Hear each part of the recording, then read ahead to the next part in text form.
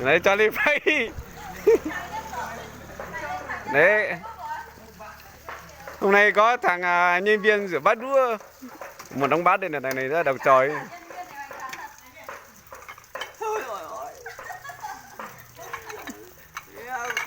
Một tháng là bao nhiêu chú ơi? Dạ. Một tháng là bao nhiêu đấy? Một ngày nó tại em có 20 một ngày anh ạ. À thế à, thế tiền đấy để đâu tiêu hết rồi? Thì tiền đấy thì em hút thuốc lá còn không đủ anh ơi. À thế à? Thế còn mang làm từ thiện đâu? Bà chủ thì cứ ngồi kia. Bà chủ thì cứ ngồi kia, đấy bây giờ bắt em xúc lọ này, ăn xúc lạc thế này, có khổ không?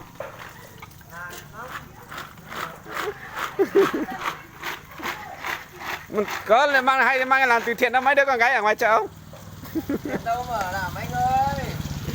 Giờ làm còn đủ vợ nuôi con ở dưới quê kia kìa. À thế à, vợ con ở dưới quê à? À lên đây làm vất vả thế mà sao vợ con hết à?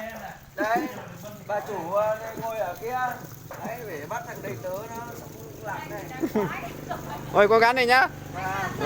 Thôi cố gắng này tháng nào 20-30 này không được đủ đeo. Năm nay em có sóc ít lan lạc này để năm nay là về quê ăn Tết anh ạ. Tốt đấy.